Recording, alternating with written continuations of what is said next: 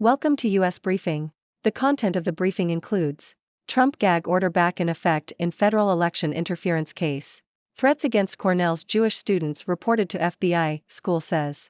Cornell Jewish Center under guard after online threats to Jewish students. U.S. House Speaker plans vote this week on standalone Israel aid bill. Haley touts Israel record, rips Trump as chaos, vendettas, and drama at GOP Jewish summit. Trump gag order back in effect in federal election interference case. Yahoo!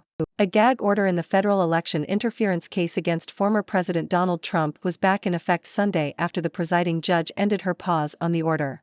U.S. District Judge Tanya Chutkan had granted Trump's defense team an administrative stay, meaning the gag order was on hold while the defense pursued an appeal. Trump has frequently argued, without evidence, that this and other state and civil cases against him are part of attempts by President Joe Biden to thwart his effort to return to the White House as the probable Republican presidential nominee next year. Threats against Cornell's Jewish students reported to FBI, school says. Washington Post. Cornell University has informed the FBI of an anti-Semitic posting on an online forum, which threatened violence against Jewish students and referred to the war between Israel and Gaza. The threat specifically named the university's Center for Jewish Living.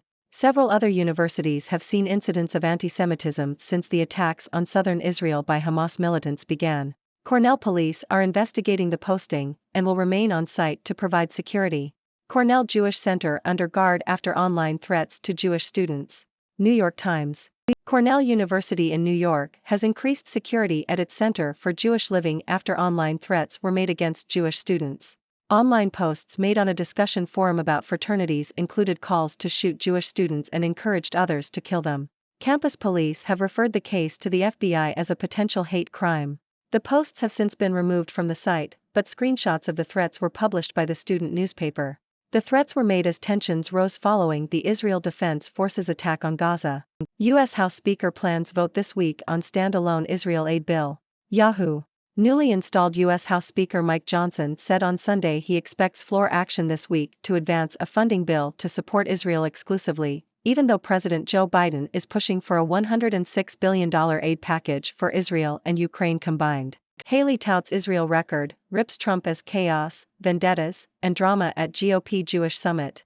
Washington Post. Republican presidential candidates had the opportunity to outline how their foreign policy would differ from former President Donald Trump's while sharing the same stage with him at the Republican Jewish Coalition's annual summit in Las Vegas. Nikki Haley stood out from the other candidates by criticizing Trump, arguing that Americans cannot rely on a man preoccupied with his own grievances in a time when the darkest forces are aligned against freedom and want to wipe out the Jewish people by any means necessary. Haley praised Trump for his work as a pro-Israel president but criticized his controversial assertion that Hezbollah is very smart and accused him of being confused about the United States' allies and adversaries. Trump, on the other hand, received a glowing reception from the audience and reminded them of his policies in the Middle East, such as recognizing Israel's control of the Golan Heights and moving the U.S. Embassy to Jerusalem. The other candidates, including Tim Scott and Ron DeSantis, were also well received as they vied for second place behind Trump. Judge reimposes restrictions on Trump's speech in January 6 case. Washington Post. A federal judge has reinstated restrictions on former President Donald Trump's public statements ahead of his trial on charges of conspiring to subvert the 2020 election. U.S. District Judge Tanya S. Chutkan reimposed the order after lifting it temporarily to allow Trump and U.S. prosecutors to argue whether the restrictions were unconstitutional.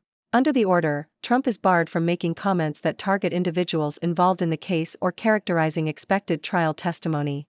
If Trump violates the order, Chutkan will decide how to punish him. Trump's lawyers argue that the restrictions violate his right to free speech. Key opposition figure jailed after rally turns violent. The Guardian. Bangladesh authorities have arrested the Secretary General of the Bangladesh Nationalist Party, Mirza Fakhrul Islam Alamgir, after a nationwide strike led to violent clashes with security forces. The strike, led by opposition activists, resulted in the deaths of at least 3 civilians and 1 police officer. Opposition groups are demanding the resignation of Prime Minister Sheikh Hasina and the transfer of power to a nonpartisan caretaker government ahead of general elections next year. The European Union and the US have called for restraint amid rising tensions in the country. Hong Kong cricketers heed riot act after order to get fit for T20 World Cup tilt. South China Morning Post. Hong Kong's cricket team is in good shape to qualify for the T20 World Cup, following a change in their fitness regime. In April, Hong Kong lost 3 matches in Nepal, which forced them to rethink their approach to conditioning. The team's players underwent a fitness program that included gym work twice a week and net training on 3 days.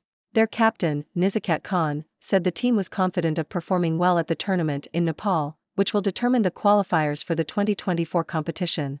Ladies and gentlemen, I am Dr. Six, your resident observer from the 6 Degrees world, here to bring you the latest news in a fun and engaging way. Let's dive into today's stories. First up, we have the return of the gag order in the federal election interference case against former President Donald Trump. It seems like Trump just can't stay away from controversy. He has argued, without evidence, that these cases are part of President Biden's attempts to thwart his return to the White House. Maybe he should focus on finding evidence instead of making baseless claims. Next, we have the disturbing news of threats against Cornell University's Jewish students. Anti-Semitism is never acceptable, and it's disheartening to see such hateful behavior on a university campus. It's a relief to know that the FBI and campus police are taking this seriously and providing increased security. Let's hope they catch the perpetrators and bring them to justice. Moving on, we have newly installed U.S. House Speaker Mike Johnson planning to advance a standalone funding bill to support Israel. It's interesting to see this move, considering President Biden's push for a combined aid package for Israel and Ukraine. I guess Speaker Johnson wants to make sure Israel gets the attention it deserves.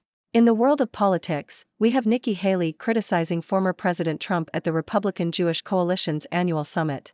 It's a bold move to criticize a former president while sharing the same stage, but Haley did not hold back. She praised Trump for his pro-Israel work but called him out for his chaotic style. It's refreshing to see candidates willing to differentiate themselves from their predecessors. Speaking of former President Trump, a federal judge has reinstated restrictions on his public statements ahead of his trial on charges of conspiring to subvert the 2020 election. Trump's lawyers argue that these restrictions violate his right to free speech. Well, I guess even a former president can't say whatever he wants when facing legal consequences. In international news, we have the arrest of a key opposition figure in Bangladesh after violent clashes with security forces.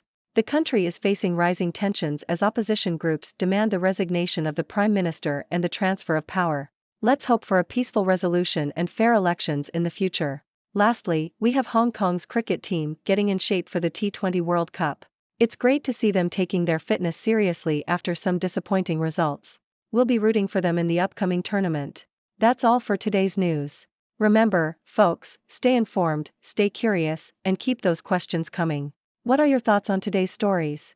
Thank you for tuning in. The content above showcases the latest briefing reports and analytical synopses, thoughtfully curated by the 6Do team.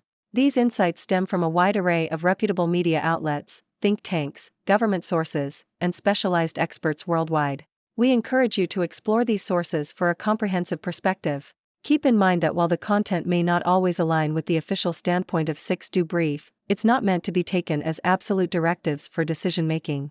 Comprising seasoned media professionals, learned scholars, and accomplished scientists, the 6Do team embodies a trailblazing, fully independent media entity. To customize 6Do Brief to meet your professional needs, you have the option to subscribe to a diverse array of briefings on our website, 6dobrief.com. Regardless of your location, you can conveniently receive 6Do Brief via email.